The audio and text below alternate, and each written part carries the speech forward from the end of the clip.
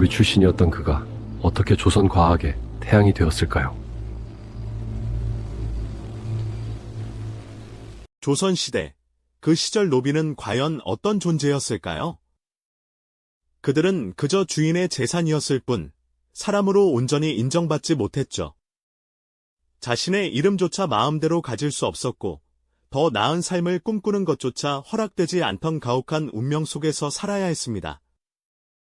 그런데 이런 절대적인 굴레를 깨고, 당대 최고 권력의 정점에 있던 왕의 가장 가까운 자리에서 조선의 찬란한 과학기술을 이끌었던 한 인물이 있습니다. 그는 바로 역사상 가장 위대한 과학자 중 한 명으로 기억되는 장영실입니다. 대체 어떻게 노비 출신이었던 그가 그토록 견고했던 신분의 벽을 넘어설 수 있었을까요? 그리고 조선의 과학 발전을 이끌었던 그의 마지막은 왜 호련히 역사 속 기록에서 사라져 버렸을까요? 그의 삶은 과연 어떤 미스터리를 품고 있었던 것일까요? 절대 바꿀 수 없을 것 같던 운명을 오직 자신의 비범한 재능과 불굴의 집념으로 뒤집어버린 한 인간의 놀라운 여정, 그리고 그 숨겨진 천재성을 한눈에 알아보고 파격적인 등용을 감행했던 시대를 앞선 군주의 이야기는 우리에게 깊은 호기심을 불러일으킬 뿐만 아니라 험난한 현실 속에서도 포기하지 않는 희망의 메시지를 전해줄 것입니다. 지금부터 조선시대 가장 낮은 곳에서 시작해 하늘을 움직이고 시간을 재던 위대한 과학자가 된 장영실의 기적 같은 이야기를 함께 따라가 보시죠. 장영실, 그의 이야기는 가장 암울한 시작점에서부터 출발합니다. 14세기 말, 그는 동래연의 관노였던 아버지와 기생이었던 어머니 사이에서 태어났습니다. 당시 법과 관습에 따르면 어머니가 노비이면 그 자식 또한 노비의 신분을 벗어날 수 없었죠. 즉, 그는 태어날 때부터 그 어떤 희망도 기대할 수 없는 가장 낮은 신분의 굴레를 짊어지고 세상에 발을 디딘 것입니다.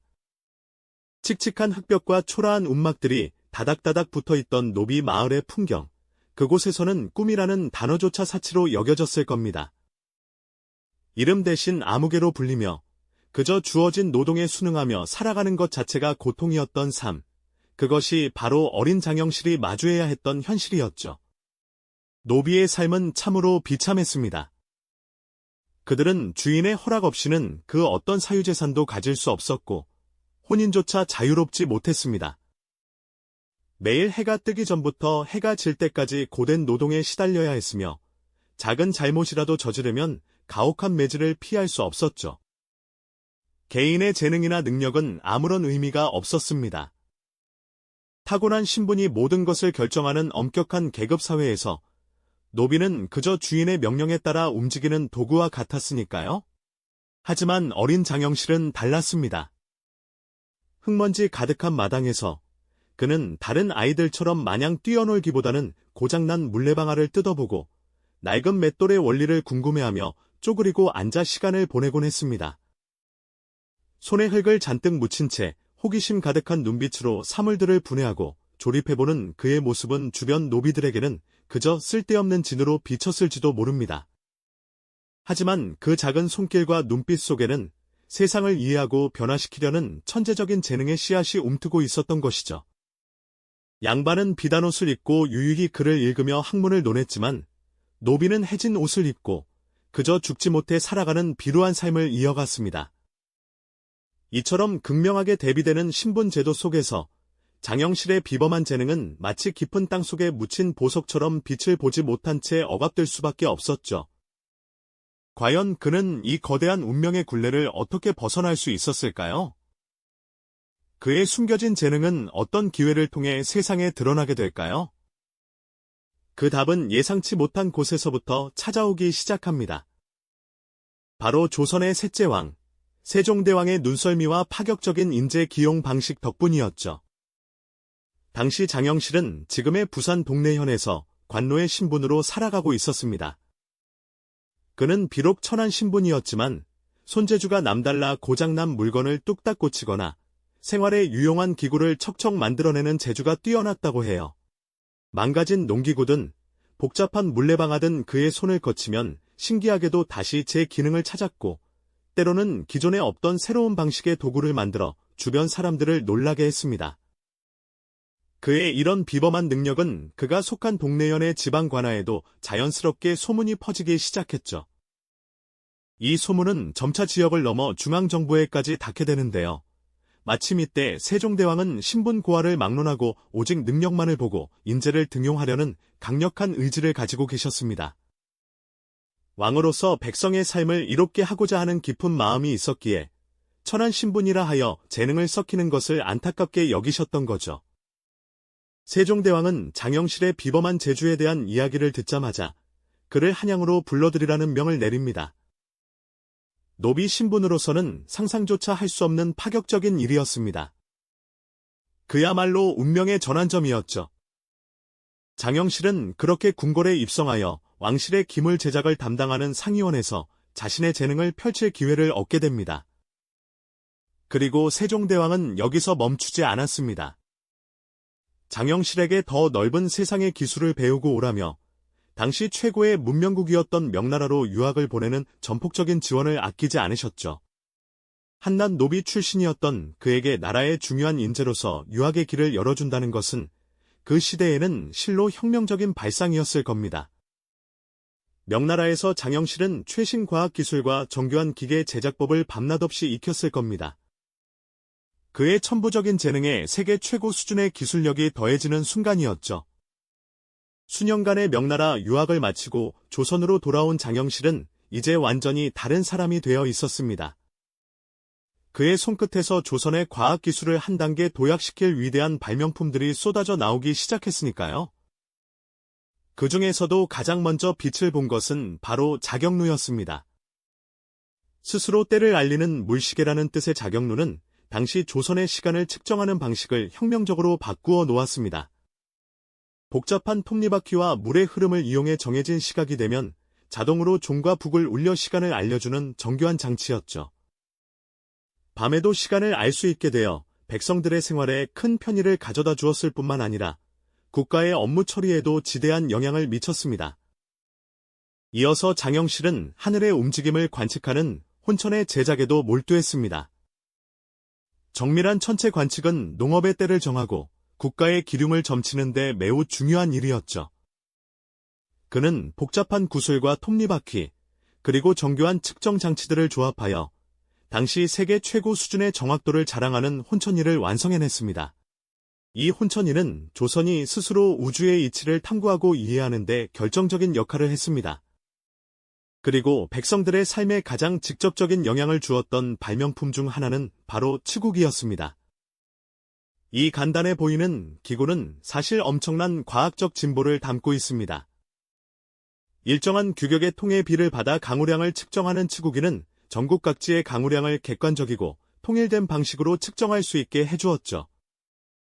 이는 농업 생산량을 예측하고 홍수나 가뭄 같은 자연재해에 대비하는 데 필수적인 자료가 되었습니다. 장영실이 만든 치구기는 단순히 비의 양을 재는 도구가 아니라 과학적인 데이터를 기반으로 국가를 운영하는 과학행정의 시대를 연 상징적인 발명품이라고 할 수 있습니다. 장영실은 이 외에도 해시계인 앙부일구, 금속 활자 제작 기술 개량, 군사무기 개발 등 다양한 분야에서 자신의 천재성을 유감없이 발휘했습니다. 이 모든 발명품들은 세종대왕의 굳건한 신뢰와 전폭적인 지원이 없었다면 불가능했을 겁니다. 한 사람의 천재적인 재능과 한 시대를 앞서간 군주의 비전이 만나 조선은 그야말로 과학기술의 황금기를 맞이하게 된 것이죠. 노비 출신 과학자의 손끝에서 피어난 경이로운 발명들은 조선 백성들의 삶을 윤택하게 만들었고 자주적인 과학기술 강국으로서의 조선의 위상을 드높였습니다. 이처럼 장영실의 삶은 신분의 벽을 넘어선 인간의 위대한 가능성을 보여주는 생생한 증거가 아닐까요? 그의 빛나는 업적은 오늘날까지도 우리에게 깊은 영감을 주고 있습니다.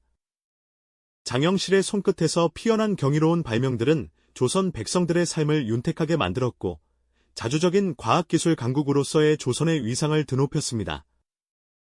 이처럼 장영실의 삶은 신분의 벽을 넘어선 인간의 위대한 가능성을 보여주는 생생한 증거가 아닐까요? 그의 빛나는 업적은 오늘날까지도 우리에게 깊은 영감을 주고 있습니다. 수많은 발명품 중에서도 장영실의 천재성이 가장 빛을 발한 순간은 바로 자경루의 완성에서 찾아볼 수 있습니다. 스스로 시간을 알려주는 물시계, 자경루는 단순한 시계가 아니었습니다.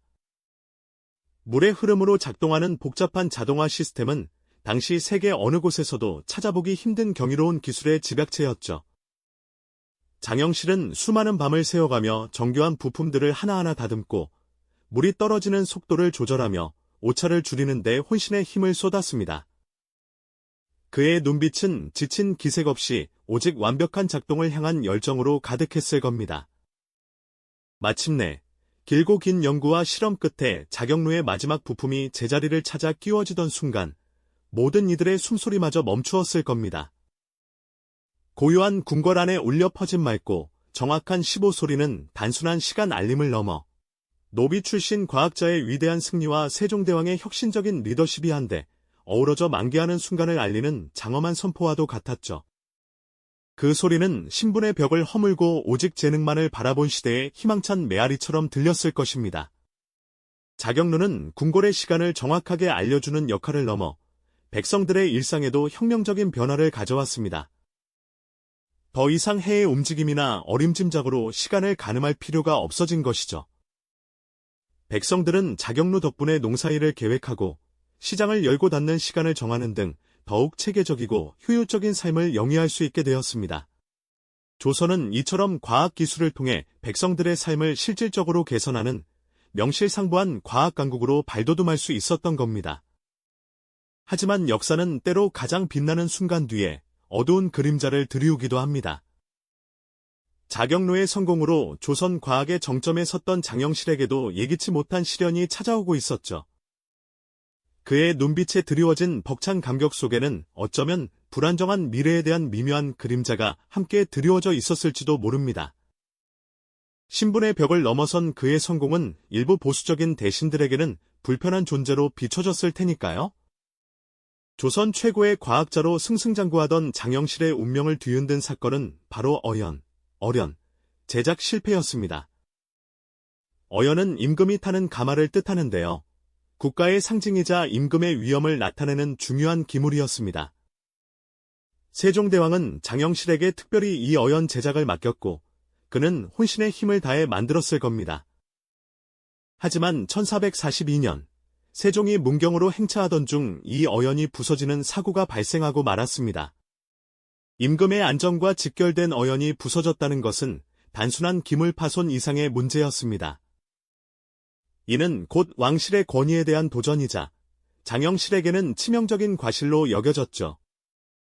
장영실은 이 사건으로 인해 의금부에 하옥되었고 그를 변호하던 대신들조차 그의 중재를 피할 수 없다고 주장했습니다. 결국 그는 파직되어 역사 속으로 사라지는 비극적인 운명을 맞이하게 됩니다. 정확히 어떤 이유로 어연이 부서졌는지는 기록에 명확히 남아있지 않습니다. 과연 장영실의 기술적인 실수였을까요? 아니면 너무 급하게 제작하느라 미처 발견하지 못한 결함 때문이었을까요? 일각에서는 그의 갑작스러운 몰락이 단순한 사고가 아니었을 것이라는 의문을 제기하기도 합니다. 노비 출신이라는 태생적 한계를 끝내 극복하지 못하고 그의 성공을 시기하던 세력들의 견제와 음모가 작용한 결과가 아니었을까 하는 역사적 해석도 존재하죠.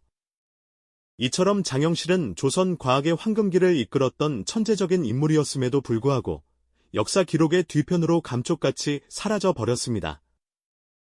그의 이름은 더 이상 정사에 등장하지 않았고 그가 그토록 애썼던 조선의 과학기술 발전은 잠시 주춤하는 듯 보였습니다. 그의 실종은 당시 조선 사회가 가진 신분 제도의 견고함과 개인의 재능만으로는 넘을 수 없었던 시대적 한계가 얼마나 강력했는지를 보여주는 뼈아픈 증거가 아닐까요? 우리는 장영실의 사라진 기록 속에서 무엇을 읽어낼 수 있을까요? 우리는 장영실의 사라진 기록 속에서 무엇을 읽어낼 수 있을까요? 그의 이름이 역사 속에서 자취를 감춘 그 순간은 대체 언제였을까요? 승승장구하며 조선 과학의 꽃을 피우던 그에게 과연 무슨 일이 있었던 걸까요? 장영실은 세종의 절대적인 신뢰와 지원 아래 조선 최고의 과학기술자로 우뚝 서 있었죠. 자경루, 혼천해, 치국이 등 수많은 발명품으로 백성의 삶과 국가의 기틀을 혁신하며 그의 재능은 절정에 달했습니다. 하지만 그 빛나는 성공의 정점에서 그림자처럼 드리워진 사건이 있었으니 바로 어련, 제작 실패 사건입니다. 임금이 타는 가마인 어연이 부실하게 제작되어 부서지는 사고가 발생했고 그 책임은 고스란히 장영실에게 돌아갔습니다. 부서진 어연이 덩그러니 놓인 어두운 창고에서 아마 장영실은 고개를 떨군 채 자신의 운명을 직감했을지도 모릅니다. 궁궐 안에서는 그의 처벌을 논하는 냉엄한 분위기가 감돌았을 테고요. 이 사건으로 장영실은 관직에서 파면되었고 이후 그의 이름은 역사 기록에서 더 이상 찾아볼 수 없게 됩니다. 마치 처음부터 존재하지 않았던 사람처럼 말이죠. 과연 어연 제작 실패는 단순한 기술적 결함이었을까요? 아니면 출신 성분이 미천한 노비가 왕의 총애를 받으며 너무나 높은 자리에 올랐던 것을 못마땅하게 여긴 사대부들의 견제와 음모가 작용한 결과였을까요? 팩트는 사라지고 다만 역사서의 빈 공간만이 우리에게 수많은 의문을 던져줄 뿐입니다. 한때 조선의 미래를 밝히던 천재 과학자의 이름이 그렇게 허망하게 지워져 버린 것이죠. 하지만 그의 마지막이 비극적이었다 할지라도 장영실이 이룩한 업적의 찬란함은 결코 바래지 않습니다. 저는 문득 그가 자격루의 마지막 부품을 완성하던 순간을 상상해보곤 합니다. 수많은 밤을 새워가며 정교한 부품 하나하나를 다듬고 조립했을 장영실의 모습, 그리고 마침내 물시계가 정확하게 시각을 알리는 종소리가 궁궐 전체에 울려 퍼지던 그 순간의 벅찬 감격은 어땠을까요? 물의 흐름으로 저절로 시각을 알리는 자격루는 당시로서는 상상조차 하기 힘든 경이로운 발명품이었죠. 그 종소리는 노비 출신 과학자의 위대한 승리이자 그의 재능을 알아본 세종대왕의 혁신적인 리더십이 만개한 순간을 알리는 소리였을 겁니다. 아마 장영실의 눈빛에는 뜨거운 감격과 함께 혹시 모를 불안정한 미래에 대한 미묘한 그림자가 동시에 드리워져 있었을지도 모르겠습니다. 신분의 벽을 넘어 인간의 재능과 노력이 얼마나 위대한 성과를 이룰 수 있는지 그 경외감을 느끼게 하는 순간이었죠. 동시에 그럼에도 불구하고 개인의 노력만으로는 극복하기 어려웠던 시대적 한계와 편견에 대한 안타까움이 교차하며 깊은 여운을 남깁니다. 장영실의 이야기는 단순히 과거의 위대한 과학자를 기리는 것을 넘어 오늘날 우리 사회에 여전히 존재하는 보이지 않는 벽과 편견에 대해 중요한 질문을 던지고 있습니다. 한 사람의 잠재력을 최대한 발휘할 수 있는 사회는 과연 어떤 모습이어야 할까요? 그리고 진정한 리더십은 어디에서 발휘되는지에 대한 깊은 통찰을 우리에게 안겨주지 않나요? 장영실은 역사 속에서 사라졌지만 그가 남긴 발자취는 여전히 남아 우리에게 큰 울림을 줍니다. 그의 이름이 없어진 역사 기록의 빈자리에서 우리는 무엇을 읽어낼 수 있을까요? 이 영상이 도움이 되셨다면 좋아요와 구독 부탁드립니다. 여러분의 응원이 제게 큰 힘이 됩니다. 다음 영상에서도 더 유용한 정보를 공유하겠습니다. 감사합니다.